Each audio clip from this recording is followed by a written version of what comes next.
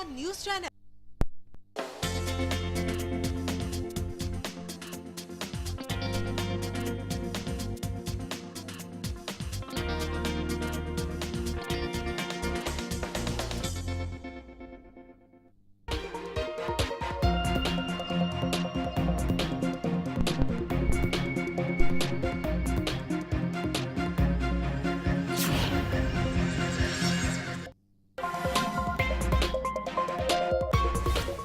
संसद में आतंकवादी हमले की 14वीं बरसी, पीएम मोदी और सुमित्रा महाजन ने हमले में शहीद हुए जवानों को दी श्रद्धांजलि।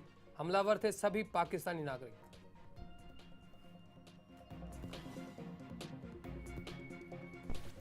दिल्ली में झुग्गी गिराने के दौरान एक बच्ची की मौत, सीएम केजरीवाल ने 2 एसडीएमओ को किया सस्पेंड। राजनीति हो रही है जमकर।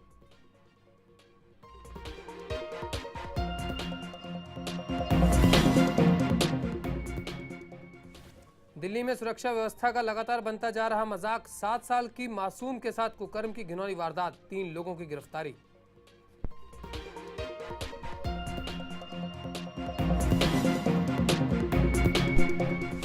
महाराष्ट्र सरकार ने रेल दुर्घटनाओं को लेकर किया फैसला, लोकल रूट पर चलाई जाएंगी 40 नई लोकल, साथ ही लोकल में लगेंगे 300 नए डिब्बे।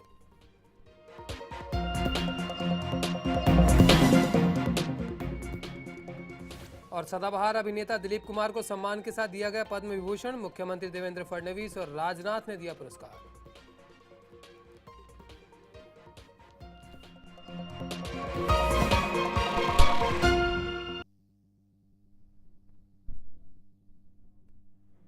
नमस्कार, आप देख रहे हैं लेमन न्यूज, मैं हूं कर्ण और सबसे पहले चलते हैं पहली खबर दिल्ली की तरफ, जहां दिल्ली में एक बार इंसानियत फिर से शर्मसार हुई है, तो वहीं एक 7 साल की मासूम बच्ची के साथ बलात्कार की घटना को अंजाम दिया गया है। पिछले 2 दिन के भीतर मासूम से रेप की लगातार दूसरी घटना सामने आई है, क्योंकि देश की राजधानी इसी को लेकर फिर से लगातार शर्मसार होती जा रही है। दिल्ली के टिकरी इलाके में 7 साल की मासूम बच्ची से रेप की घटना ने एक बार फिर से दिल्ली के सुरक्षित होने पर बड़ा सवाल खड़ा कर दिया है। मासूम के साथ रेप के आरोप में 3 आरोपियों में से एक आरोपी को पुलिस ने गिरफ्तार कर लिया है। जानकारी के अनुसार बच्ची के साथ 3 लोगों ने गैंगरेप जैसी घिनौनी वारदात को अंजाम दिया था। बच्ची के साथ जघन्य अपराध को अंजाम देने वालों में से एक लड़का नाबालिग भी है, जो पीड़ित परिवार के घर के पास ही रहता है, तो वहीं 2 आरोपी अभी भी फरार है। मासूम पीड़िता को बेहद नाजुक स्थिति में दिल्ली के एम्स के ट्रामा सेंटर में भर्ती करवाया गया है। आपको बता दें कि शुक्रवार को भी 14 साल की एक किशोरी के साथ दक्षिण पश्चिमी दिल्ली में 6 लोगों ने रेप की घटना को अंजाम दिया था।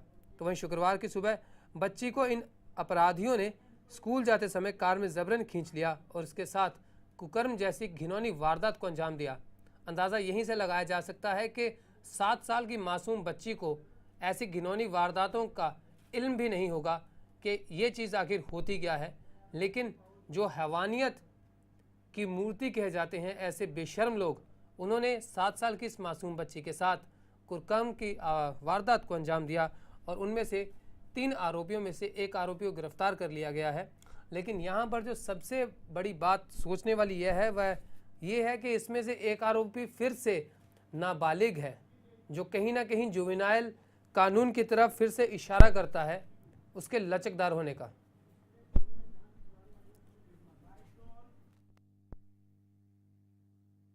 कर रहे हैं कि आप एक कमिटी बनाइए, एक आला कमिटी बनाइए, जिसमें कि होम मिनिस्टर बैठे, जिसमें चीफ मिनिस्टर बैठे, एलजी बैठे, पुलिस कमिश्नर बैठे, हम बैठे, क्योंकि दिल्ली का मैंडेट फ्रैक्चर्ड है, सबके अलग अलग काम है। जब तक ये लोग साथ नहीं बैठेंगे, मुझे बता दीजिए किस तरीके से हमारी बच्चियां इसी तरीके से रेप होती रहेंगी, और ये बहुत ही ज्यादा गलत है। It's completely.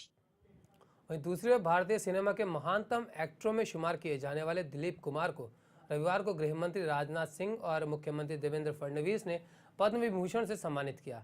राजनाथ सिंह सम्मान देने के लिए दिलीप कुमार के घर पहुंचे। इस मौके पर दिलीप कुमार के साथ मौजूद उनकी पत्नी और अभिनेत्री सायरा बानो भावुक हो गई।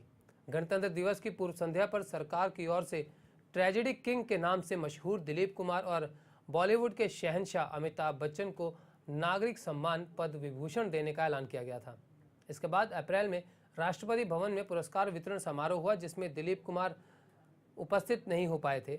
अमिताभ ने दिलीप की अनुपस्थिति की खबर ट्विटर पर लिखते हुए कहा था कि दिलीप कुमार की तबीयत नासाज है। अपना पुरस्कार ग्रहण करने यहाँ नहीं आ पाएंगे, तो वहीं तबीयत की वजह से सरकार ने उन्हें घर जाकर यह सम्मान देने का फैसला किया। दिलीप कुमार का जन्म पेशावर के किस्सा ख्वानी बाजार में पठान फल व्यापारी गुलाम सरवर के घर 11 दिसंबर 1922 को हुआ था। तो वहीं ट्रेजेडी किंग कहे जाने वाले दिलीप कुमार का असली नाम यूसुफ खान है। उन्होंने अपने समय में आन, दाग, देवदास, मधुमती, पैगाम, मुगले आजम, गंगा जमुना, लीडर, राम और श्याम जैसी कालजयी फिल्में की।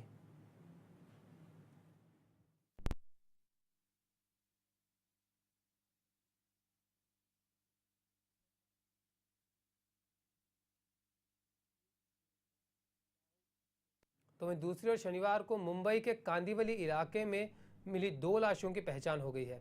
इसमें से मृतक महिला का नाम हेमा उपाध्याय बताया जा रहा है, जो कि एक कलाकार थी। तो वहीं दूसरी तरफ दूसरी लाश उनके वकील हर्ष की है। दोनों का शव नाली में प्लास्टिक के गत्ते में लिपटे पाए गए थे और उसे ऊपर से गद्दे से लपेटा गया था। तो वहीं पुलिस ने अज्ञात हत्या का मामला दर्ज कर आगे की कार्रवाई शुरू कर दी है। लेकिन अपने आप में सवाल खड़े करने वाली बात यह है कि आखिरकार ऐसी क्या वजह रही होगी जिसकी वजह से एक अभिनेत्री की लाश उसके वकील के साथ पाई गई। कहीं ना कहीं हत्या का सनसनीखेज मामला कहा जा सकता है, क्योंकि आमतौर पर देखने में आता है, जिससे पहली नज़र में अंदेशा लगाया जाता है कि ऐसे मामले या तो लूटपाट को लेकर होते हैं या फिर किसी ज़ाती दुश्मनी को, या फिर सबसे बड़ी बात जो हम कोई भी इंसान किसी के भी जीवन में ना आने की उम्मीद करता है, वह होता है प्रेम त्रिकोण। क्योंकि वकील की लाश एक अभिनेत्री के साथ मिलना, हो सकता है किसी दौलत का केस भी हो, लेकिन अब इन सभी बातों पर गौर करने वाली बात बाद में नज़र आएगी, क्योंकि अभी तक पुलिस खुद जांच कर रही है और इसी जांच को लेकर मामला दर्ज किया जा चुका है।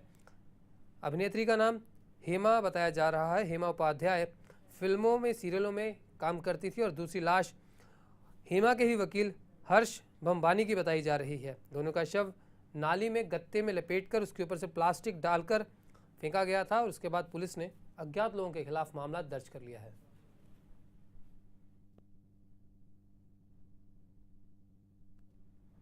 तो वहीं 13 दिसंबर 2001 को संसद पर हुए हमले की आज 14वीं बरसी रही। संसद परिसर में आज शहीदों को श्रद्धांजलि दी गई। इस संसद पर हमले में 8 सुरक्षाकर्मी शहीद हुए थे और संसद के एक कर्मचारी की भी मृत्यु हो गई थी। आतंकी हमले के दौरान कई केंद्रीय मंत्री और सांसद समेत करीब 200 लोग संसद के अंदर उस समय मौजूद थे जब हमला हुआ था। तो वहीं पीएम नरेंद्र मोदी ने भी शहीदों को श्रद्धांजलि दी। उनके साथ सुमित्रा महाजन भी मौजूद थी। तो वहीं इस घटना को याद कर हर भारतवासी के दिल में सिहरन सी दौड़ाती है। इस आतंकी घटना को भूल पाना बेहद ही मुश्किल है। गौरतलब है कि जैश-ए-मोहम्मद के 5 आतंकियों ने संसद पर उस समय हमला किया था जब संसद सांसदों के साथ भरा हुआ था। इस मुठभेड़ में दिल्ली पुलिस के 5 जवान समेत एक सीआरपीएफ की महिला कांस्टेबल और संसद के 2 गार्ड शहीद हो गए थे। साथ ही कई जवान घायल भी हुए थे। इस आमने सामने की लड़ाई में सभी आतंकियों को मार गिराया गया था। तो वहीं इस हमले की साजिश रचने वाले अफजल गुरु को सुप्रीम कोर्ट ने फांसी की सज़ा सुनाई थी, जिसकी दया याचिका राष्ट्रपति द्वारा खारिज करने के बाद 9 फरवरी 2013 को अफजल गुरु को तिहाड़ जेल में फांसी दे दी गई थी।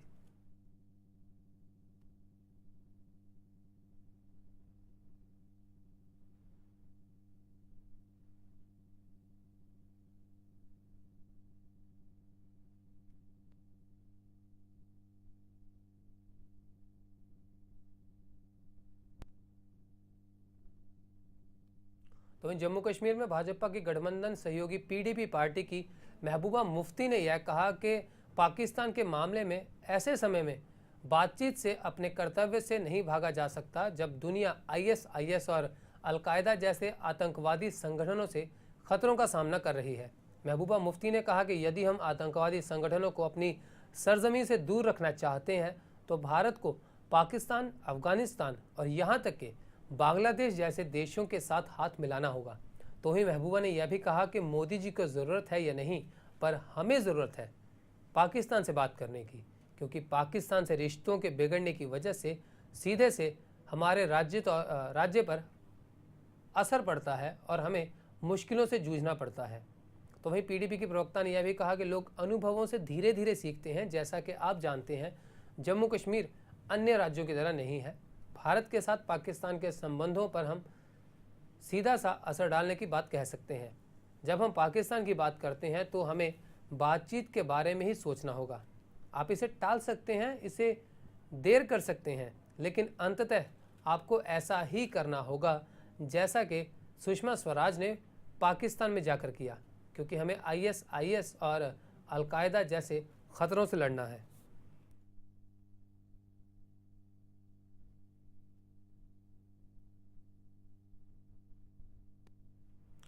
वैसे तो आमतौर पर देखने में आता है कि किसी भी सड़क हादसे में किसी व्यक्ति की जान जब जोखिम में फंस जाती है तो लोग उसकी मदद करने के लिए दौड़े आते हैं। लेकिन अगर बात करें भारत की, तो कानून के डर से, कानूनी पचड़ों में फंसने के डर से सब लोग अपने कन्नी काट कर निकल जाते हैं। लेकिन चीन में एक ऐसा मामला देखने में आया, जैसा कि हम अपने दर्शकों को टीवी स्क्रीन पर दिखा रहे हैं, कि एक गाड़ी सिग्नल से मुड़ी और उसके सामने अचानक से एक महिला गाड़ी के नीचे आ गई। जब तक गाड़ी का ड्राइवर गाड़ी को ब्रेक लगा पाता, महिला कार के नीचे आ चुकी थी। और जाहिर सी बात है, जब एक इतनी भारी वाहन जब किसी महिला के ऊपर आ जाए या किसी भी व्यक्ति के ऊपर आ जाए तो उसकी जान पर बनाती है। लेकिन ऐसे में जो एक बहुत अच्छा उदाहरण देखने को मिला वह यह कि आसपास के जितने भी वहाँ पर लोग थे वो एकदम से गाड़ी के पास आए और उन्होंने तकरीबन 15 से 20 लोगों ने मिलकर गाड़ी को आगे से उठाकर दूसरी तरफ कर दिया। ये हमारे दर्शक टीवी स्क्रीन पर देख सकते हैं कि महिला को निकालने की कोशिश की जा रही है, जिसके बाद गाड़ी का अगला टायर उठाकर महिला को वहां से निकाल लिया गया। उसके बाद महिला को अस्पताल में भर्ती करवाया गया, जहां डॉक्टरों ने बताया कि महिला को थोड़ी बहुत चोटें आई हैं, लेकिन महिला बिल्कुल स्वस्थ है। तो वहीं छानबीन के दौरान पुलिस को यह भी पता चला कि कार चालक ने हाल ही में कार को रजिस्टर करवाकर लाइसेंस लिया था। फिलहाल यह तो पता चल ही गया कि ऐसे हादसों के समय में अगर लोगों ने एकजुटता नहीं दिखाई होती तो महिला की जान तक जा सकती थी।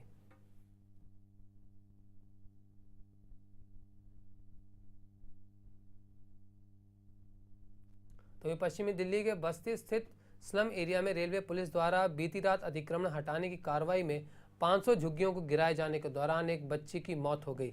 लेकिन बात यहीं पर ख़त्म नहीं होती। रहवासियों का आरोप है कि बिना कोई पूर्व सूचना दिए गए उनके घरों को तोड़ दिया गया, जिसके चलते वह ठंड में खुले आसमान के नीचे रहने को मजबूर है।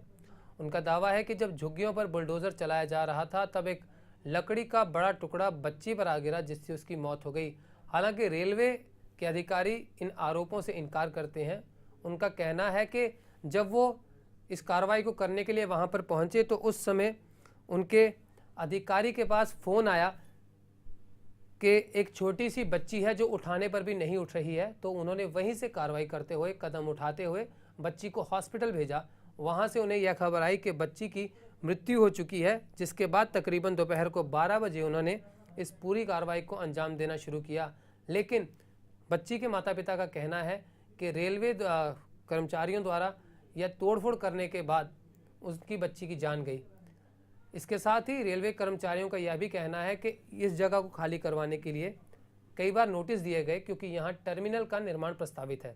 रेलवे ने बयान में यह भी कहा कि अतिक्रमण हटाने की कार्रवाई शुरू होने से पहले ही बच्ची की मौत हो गई थी। तो वहीं दिल्ली के मुख्यमंत्री अरविंद केजरीवाल ने बीती रात मौका स्थल का मुआयना किया और घटना की निंदा भी की। तो वहीं घटना की जानकारी मिलने के बाद केजरीवाल ने 2 SDM समेत 3 अधिकारियों को सस्पेंड कर दिया। केजरीवाल ने रेल मंत्री सुरेश प्रभु से भी इस मुद्दे पर बात की और हैरान कर देने वाली खबर यह रही कि केजरीवाल ने यह बताया ट्वीट में कि रेल मंत्री को खुद इस कार्रवाई की खबर नहीं थी और इस घटना से वो भी सदमे में है। 14/3/15 तक आप जो है खाली कर दीजिए इस जगह को, पर वो खाली नहीं करी उन्होंने।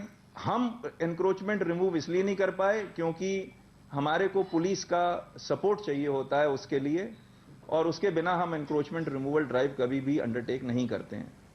नहीं, अभी तो जो फैसले हैं उस पर लिए गए हैं और उसको आगे और सीरियसली हम लोग प्लान बना रहे हैं कि दिल्ली में इस तरह की जो घटनाएं बार बार झुग्गी तोड़ने की हो रही हैं वो रोकी जा सके, और उसकी डिटेल प्लान अभी बाद में अनाउंस करेंगे।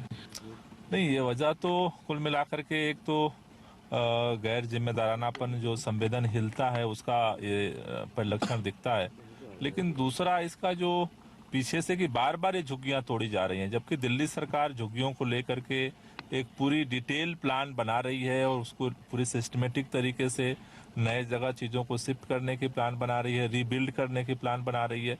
लेकिन इस तरह के मतलब इनिशिएटिव लेना कहीं ना कहीं मानवीयता और संवेदनहीनता का परिचायक दिखा रहा है। बहुत दुर्भाग्य की बात है कि कल सारा दिन यहाँ पर झुग्गियों में डेमोलिशन चलता रहा और कल रात में 1 बजे मुख्यमंत्री को मौका मिला, समय मिला, रात को 1 बजे यहाँ पर वो आ पाए।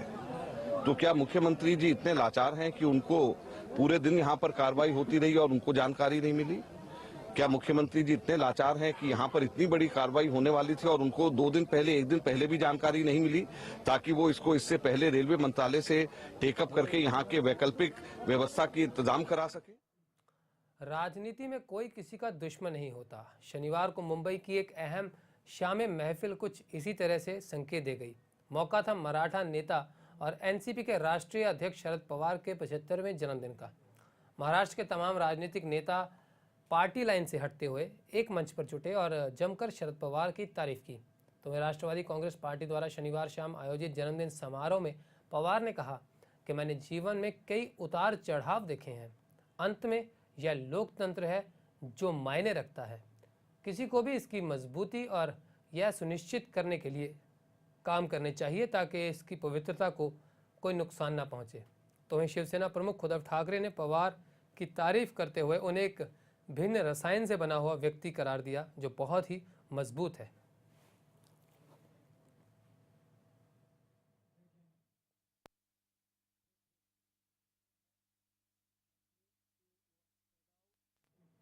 बुलेटिन में वक्त है एक छोटे से ब्रेक का। कुछ और खबरों के साथ जल्द हाजिर होते हैं।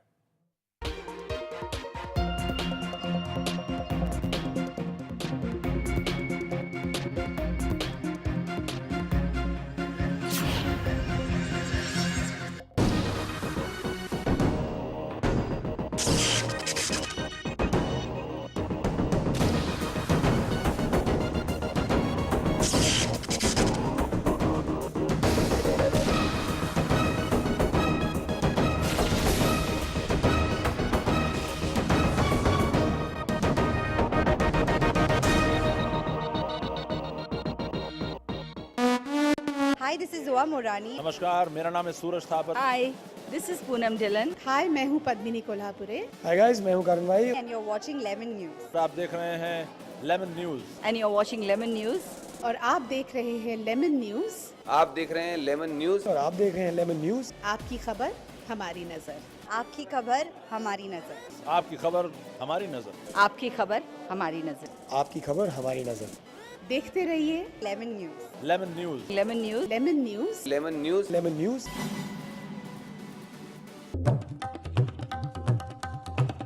आपके घर आंगन से आपके अपनों का हाल, गांव की बातें, शहर के हाल, सियासत की सरगर्मी और बदलते मौसम का हाल, यानी देश की खबर परदेश में।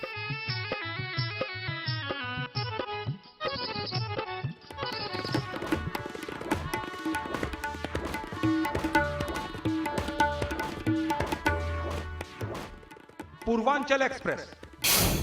चैनल 1 हर खबरों में धड़कती है देश की धड़कन। देश का तेजी से बढ़ने वाला आपका अपना न्यूज चैनल। चैनल 1 न्यूज अब डिश टीवी के DTH पर भी उपलब्ध। तो देखते रहिए चैनल 1 न्यूज, चैनल नंबर 567 पर।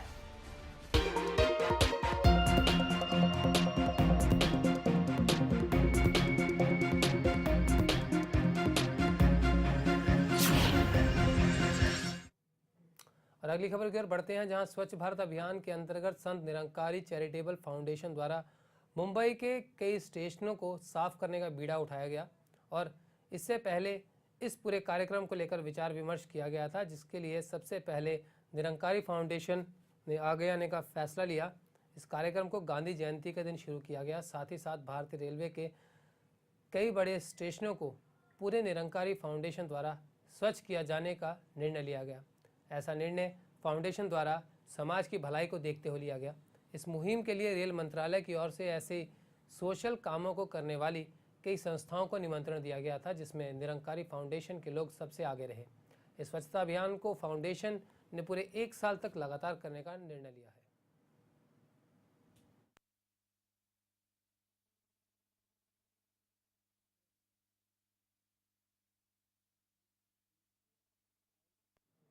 मुंबई में लोकल में सफर के दौरान बढ़ती दुर्घटनाओं पर अंकुश लगाने के लिए मध्य रेलवे ने 26 जनवरी तक हार्बर और सेंट्रल लाइन पर 40 नई लोकल ट्रेनें चलाने का निर्णय लिया है, जिसमें ठाणे वाशी पनवेल रूट पर 22 लोकल, CST पनवेल रूट की 7 लोकल और कुर्ला ठाणे कल्याण और दूर तक सफर करने वालों के लिए टिटवाला और बदलापुर स्टेशनों के लिए 11 लोकल ट्रेनें सेवाओं का समावेश है। आपको बता दें कि लोकल ट्रेनों में बढ़ रही दुर्घटनाओं को देखते हुए रेल मंत्री सुरेश प्रभु ने गठित कमेटी की बैठक में यह फैसला लिया। इतना ही नहीं, मुंबई की लाइफलाइन कही जाने वाली लोकल को जल्द ही नए कोच उपलब्ध करवाए जाने की भी खबर है। यह नए डिब्बे हवादार होने के साथ साथ बेहतर बैठने की व्यवस्था वाले होंगे। इस बैठक में रेल मंत्री के साथ बीजेपी सांसद किरीट सोमैया शामिल थे। इसके अलावा बीजेपी सांसद किरीट सोमैया का कहना है कि आए दिन हो रही दुर्घटनाओं से निजात पाने के लिए रेलवे ने नए तरीके से कोच बनाने का फैसला लिया है। आपको बता दें कि पहली बार रेलवे में किसी सांसद निधि का इस्तेमाल जनता के उपयोग के लिए हो रहा है।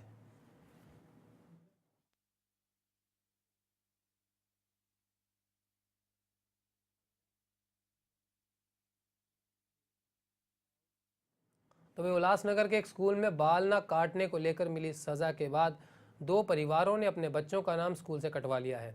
आपको बता दें कि उल्लासनगर के संभाजी चौक परिसर में रहने वाले विजय वाटवाणी का बेटा देवेश उल्लासनगर के होली फैमिली कॉन्वेंट स्कूल की 9वीं कक्षा में पढ़ता था।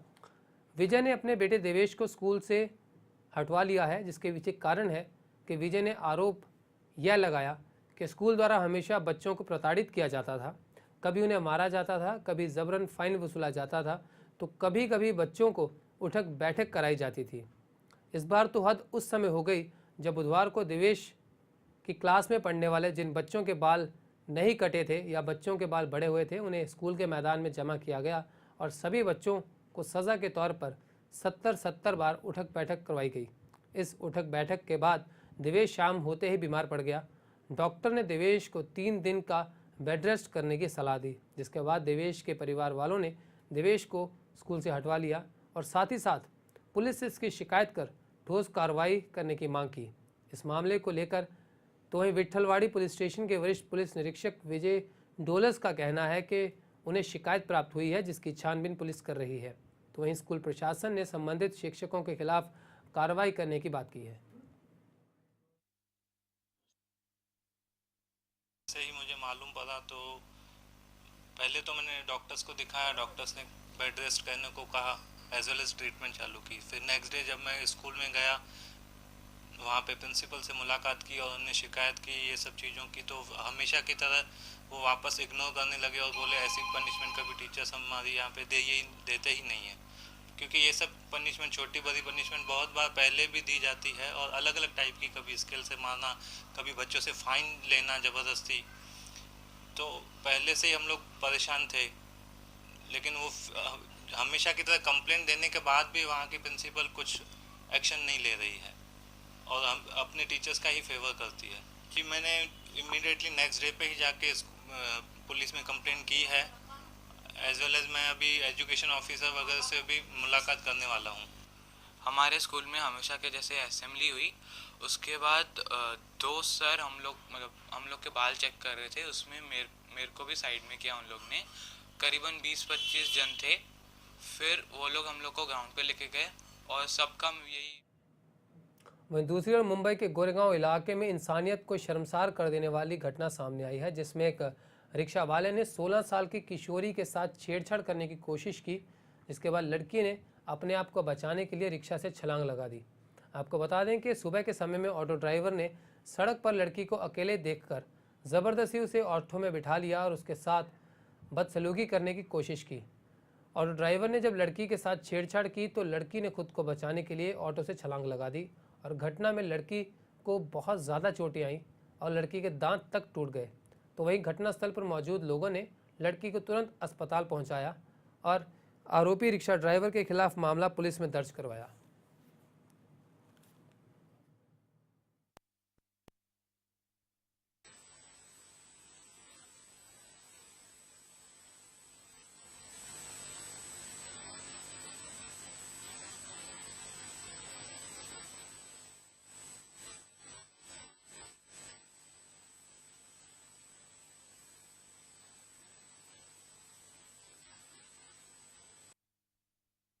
लास्ट संडे 6 तारीख को सुबह सुबह 5:30 से 6:30 के दरमियान एक 16 वर्ष की मुलगी गोरेगांव रेलवे स्टेशन से उतरकर उनके घर आर्य कॉलोनी वहाँ पे जा रही थी। उस समय पैदल जा रही थी। उस समय जो वहाँ पे एक रिक्शा चालक है, उन्होंने मतलब कहाँ जा रहे हो ये पूछ के आर्य कॉलोनी मैं भी जा रहा हूँ, तो फिर मेरे रिक्शा पे बैठो करके उसको बोल के वो लेके जा रहा था। थोड़ी देर जाने के बाद वो उस लड़की से आदि प्रसंग।